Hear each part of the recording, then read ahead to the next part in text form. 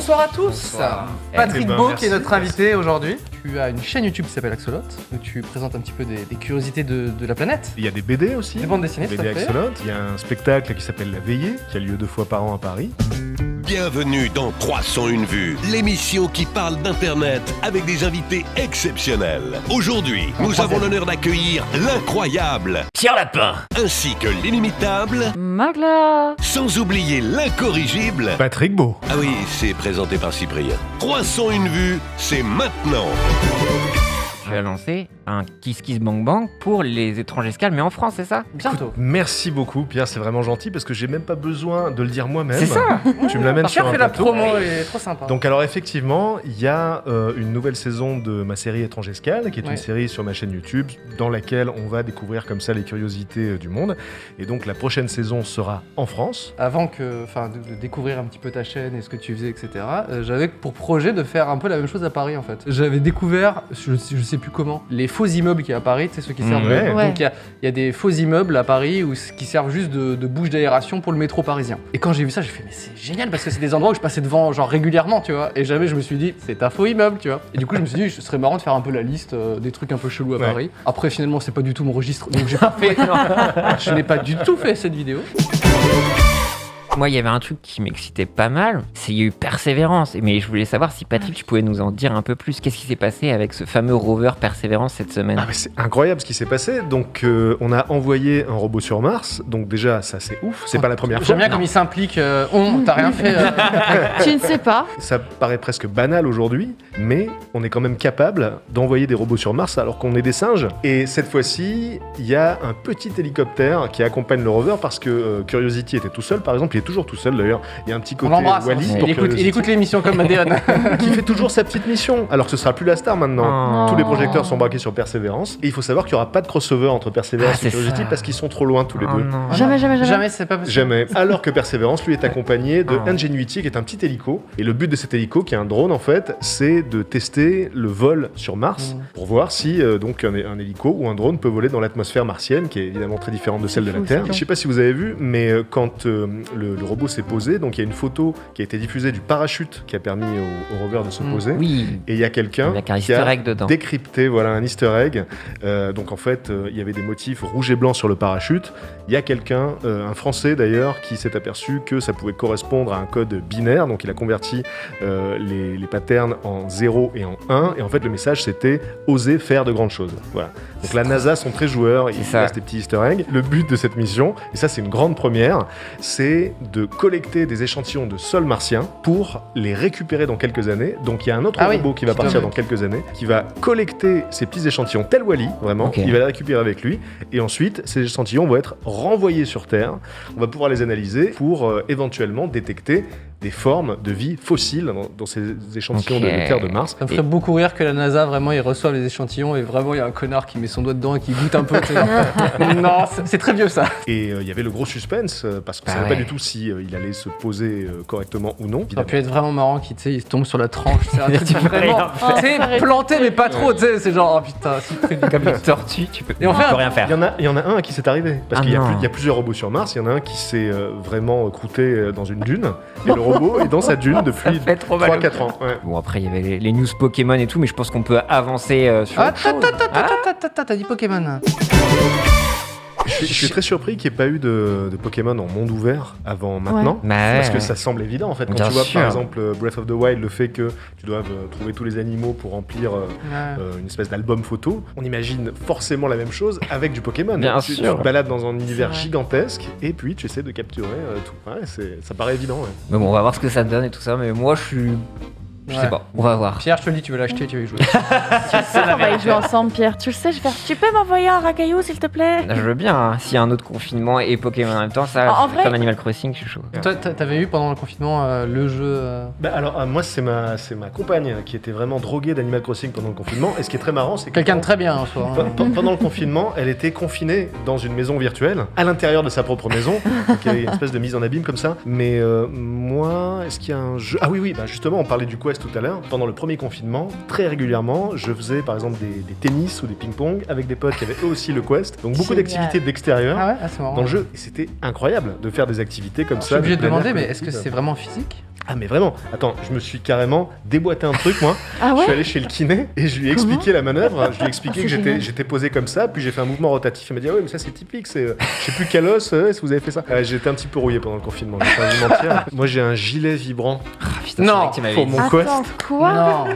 Je Alors, savais même pas que ça existait, si, c'est ça génial. existe. Non. Alors, donc, c'est un gilet qui est rempli de capteurs, quoi. Donc, quand tu te fais toucher, par exemple, dans un jeu de tir, la zone qui a été touchée sur ton corps vibre. Et donc, c'est compatible avec un jeu de boxe, notamment, qui s'appelle Thrill of the Fight, qui est incroyable. Donc, quand tu prends, par exemple, un crochet au foie, tu le sens vraiment, tu Et vois. tu peux régler l'intensité de la vibration? Tu peux régler l'intensité de la vibration. Tous les arguments pour ne pas avoir ce truc-là. Mais Je le veux pas. c'est génial! Pour moi, un jeu vidéo, c'est justement. Tu Prendre du plaisir.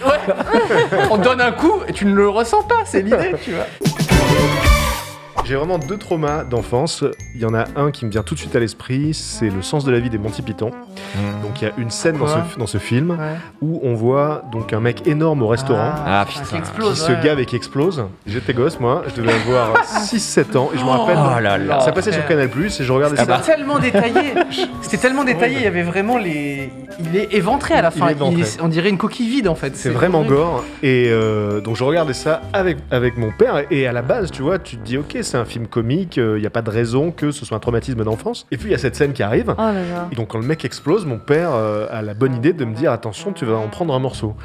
et j'ai le pranker. instantanément gerbé, Non. vraiment, Oh. par terre, ça a été un choc terrible. Ton daron qui était lui dans un kiff total, Ah bah lui, j'imagine c'est qu'il pareil. était mort de Ouais, rire. fan Il des te Monty- lance, fan des Monty Python. une punchline. Et j'ai vraiment, poses une galette. j'ai vraiment gerbé. Si, j'en ai un qui vient. C'est l'histoire Dark de marionnette Crystal. Dark Crystal. Ouais, Ah, j'en ai oui, un. ouais. Comment t'as su? Parce que Bah, on- c'est le on trauma radote. d'une personne sur deux. Et en plus, je l'ai vu 3 fois, quoi. Ah ouais. Euh, À l'école forcée, mes parents et chez un copain, ils nous ont mis dedans. Et moi, à chaque fois, j'étais. T'as regardé la série? Non, j'ai pas pu. Ah ouais. J'ose pas, en fait. Alors, À ce point-là. Parce que ce ça qui me est- met vraiment mal à l'aise. ce qui est original dans Dark Crystal, c'est que les héros font aussi peur que les. S'ils ont ce truc un peu de je suis mort, tu sais, Mais où je trouve t'as ça l'impression que c'est des magnifique, hein, cadavres mais- qui sont là. Oui, je t'aime beaucoup. Quelqu'un dit L'Exorciste a marqué moi, ma famille et mes potes. Personnellement, j'ai un truc avec L'Exorciste. Donc je l'ai vu quand j'avais 18 ans. Et justement, à cette époque-là, j'étais vraiment... C'est grand ça, Patrick. Hein. T'as un, alors- t'as un grand garçon là. Mais alors justement, c'est parce qu'à l'époque, j'étais en plein dans ma période justement film d'horreur, film gore, où j'étais dans une phase de désensibilisation totale. Donc en fait, j'essayais justement de me faire peur, quoi. Tu vomissais plus. Non, c'était terminé tout ça. Ok. Et puis un soir, je me souviens que L'Exorciste passe sur M6, et donc je l'avais jamais vu. Et je me dis, bon, puisqu'il passe, autant le regarder, c'est un classique. Et honnêtement, un film des années 70, je peux comprendre qu'il est choqué à l'époque, mais aujourd'hui, avec tout ce que je me tape, il n'y a aucune chance que je sois secoué par ce film. Et ça a été un traumatisme comme j'en avais jamais eu devant un film d'horreur, parce Ah que ouais. ce film, il est profondément malsain, et il est traversé de séquences subliminales, en fait, avec des sons, avec des images qui pop comme ça, et qui installent une atmosphère terrible. Comment dire, l'émotion la plus forte que j'ai vécue au cinéma, moi, c'était le film, et c'est la promesse, hein, c'est le film 127 heures, une histoire vraie d'un mec où son bras se retrouve coincé sous des roche. débris, sous des J'ai pas vu, mais roches, ça dans m'angoisse déjà. dans un canyon américain. Et du coup, il est coincé, et puis au bout d'un moment, bah, finalement, au fur et à mesure qu'il boit sa pisse et tout ça, il se dit, bah, il faut que je parte quand même. Ouais. Et il se découpe le bras lui-même avec, Oh. avec ses ongles et Ouais. des bouts de cailloux, quoi. Oh. Et je trouvais qu'on ressentait bien ce truc de putain, les nerfs, c'est quand même là où passe toute la douleur, ça force. Donc dès qu'il découpe les nerfs, et t'avais les flashs au blanc, la musique et tout, c'était la première fois que j'étais au cinéma, j'ai fait. C'est beaucoup là quand même. Hein.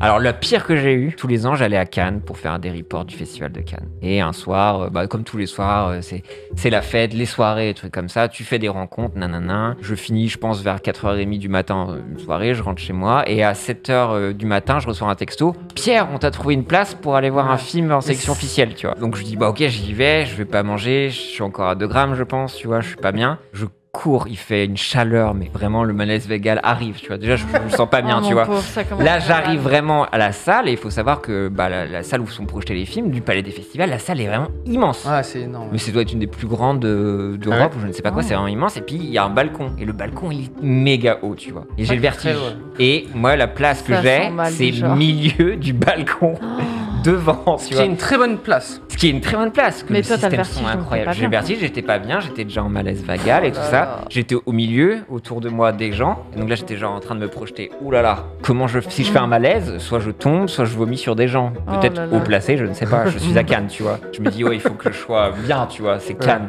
Et en fait, je suis allé voir un film de Cronenberg. Enfin, c'est toujours l'angoisse totale. On fait des allégories sur le capitalisme. Limite, Ouais. des gens vont se bouffer. Et vraiment, j'ai tenu genre 20 minutes et je commence vraiment à avoir des papillons dans les yeux. Tu sais, le voile, quoi. Et je Oh fais un non. blackout. Oh non. Ouah. Mais tu t'es pas blessé ou quoi que ce soit Et après, je me suis extrait comme ça. J'étais, ouais, salut, ça va bien. J'ai titubé jusqu'à la sortie. Vous voulez faire les faits insolites de France que j'ai trouvé sur les villes? Parce que j'ai su que tu allais faire des étranges escales en France. Yes. Est-ce que vous pouvez me dire, les amis, quelle est la spécificité de la ville de Lorient? C'est l'endroit où il pleut le plus en France. Ces clichés sur la Bretagne me dégoûtent, monsieur Yov. C'est quoi les autres clichés bretons? Crêpes. Ah ouais, t'es gentil. Alcoolisme, Vraiment, ok, voilà. Galette, Là, on s'approche. cidre. Le plus de bar au mètre carré. Non. Effectivement. Il faut savoir que Lorient, en termes de Bravo. densité par nombre d'habitants, il y en a le plus de bars en France. Voilà. Ça explique Je la sais gueule plus, de il y a- bois au festival de Je sais Cannes. plus, c'est un bar pour 18 000 personnes, je sais pas quoi. Et donc, Ouais. il y en a, effectivement, il y a des bars. Un bar par personne alors. C'est vrai, c'est ça. Comment se nomment les habitants de Bonny-sur-Loire? De la ville de Bonny-sur-Loire. Attends. Des boniens? Non. Des bonités. Vous avez le début. Bonitois. Ok, Ça beau. commence par bon. Bonimenteur. Des bonnets? Tu t'approches. Les- Des bonichons. Les bonichons. Effectivement, les habitants de Bonny-sur-Loire, ce sont les bonichons. Super. J'adore. Alors, Ah ouais. voilà, réaction de Voilà. Magla qui vit sa meilleure vie avec ce genre d'informations. Une seule de ces villes de France n'existe pas. Laquelle? La ville de Mouret, la ville de Angoisse, la ville de Bourré ou la ville de Litière? Ah, je Ça n'existe dirais pas angoisse. Moi je dirais bourré parce que c'est celui qui a l'air le plus réel en fait. C'est peut-être un piège à mon avis. Ah, Hmm. trop, je dirais- trop évident. Ouais. Non, c'est Litière. Allez. Effectivement, Oh, Bourré existe. Je crois bien que Bourré joué. est en Dordogne, je ne sais pas.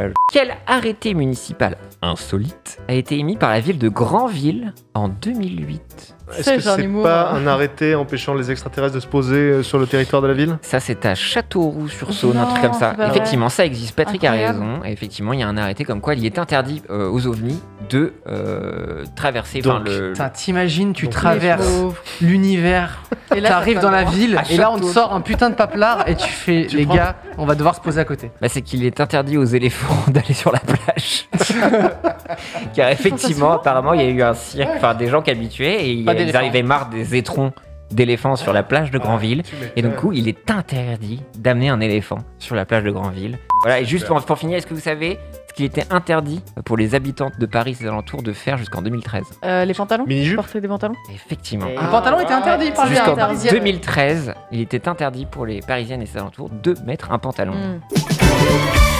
Sur toutes tes étranges escales, quelle a été ton expérience la plus folle? Ok, donc c'était sur l'étrange escale à San Francisco. Je voulais aller filmer les locaux de l'Internet Archive. Donc Oui. l'Internet Archive, c'est ce site internet qui vraiment enregistre tous les sites internet depuis 20 ans. Donc le but, c'est de faire une espèce de copie de l'internet. Mm. Et donc je voulais y aller parce que je sais que le bâtiment ressemble au logo du site, c'est-à-dire que c'est une espèce de temple romain comme ça. Et en fait, on leur a donné une ancienne église, un ancien bâtiment religieux. Et donc on y va, je rentre à l'intérieur, je me dis quitte à y être, je voulais filmer que la façade au départ, je me dis quitte à y être, autant rentrer. Je vais à l'accueil et je demande s'ils n'ont pas quelque chose d'intéressant dedans. Et là, il y a quelqu'un qui arrive et qui me dit, bah, si vous voulez, je peux vous montrer l'étage, peut-être que ça vous intéressera. On va à l'étage et là, donc, on est dans les bureaux, vraiment dans l'Internet Archive, et c'est juste l'ancienne salle qui servait aux prières, quoi. C'est une église Wow. avec une verrière au Oh. plafond incroyable, et des deux côtés de la salle, une centaine de statues en céramique, quasiment grandeur nature, donc d'un mètre, 1m30, 1m40, hyper flippant. Donc là, je dis au gars, mais qu'est-ce que c'est que ça? Et le mec ne s'apercevait même plus que c'était fou, tellement ils ont l'habitude d'avoir ce truc. Et en fait, c'est des statues qui sont faites à partir des employés qui ont plus de 3 ans d'ancienneté. Mais dans la non. boîte. Oh, c'est fou. Donc c'est sûrement la seule boîte au monde Tu as une où statue de les tes employés employés. ont des statues à leur effigie. Et du coup, c'était beaucoup plus fou que ce Ouais. que j'avais prévu au départ. Ah bah oui.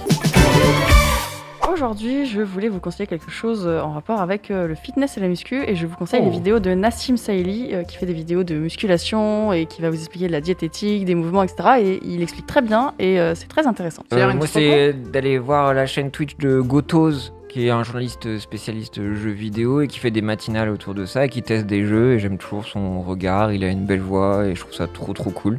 Promo pour la chaîne d'un ami qui s'appelle La Théorie de Graham, donc une chaîne qui a été créée par l'ami Damien Maric, avec qui on fait le spectacle La Veillée d'ailleurs. Donc c'est une chaîne d'analyse de films extrêmement poussée parce que Damien est du genre obsessionnel et il voit des tas de sens cachés dans les films et il peut passer des mois et des mois à décortiquer et le résultat est incroyable. Et donc je vous conseille notamment une des dernières vidéos de la chaîne sur Midsommar, si vous avez aimé Midsommar. Il décortique le film dans les moindres Quelle idée détails. de décortiquer J'ai Midsommar. revu le film. trop bien. Je croyais l'avoir Ah vu ouais. ce film, je l'ai revu en voyant la vidéo. Ah bah je donc, vais aller voir direct. la Direct, ouais. Théorie de Graham. Et moi, ma petite reco, c'est Oversimplified, qui reprend des moments historiques, surtout des guerres, et qui les fait en 5 minutes, avec des petits bonhommes, et vraiment, voilà, Seconde Guerre mondiale, plein de trucs, et c'est beaucoup des maps et des personnages, et donc j'ai tout binge-watché, j'ai adoré aussitôt. C'est la fin de l'émission, et j'ai été ravi. Salut Magla, salut Pierre, on se retrouve la semaine prochaine. Merci, oui. Ciao. Merci, salut le chat. Merci d'avoir suivi 301 vues. On se retrouve très vite avec de nouveaux invités et abonnez-vous.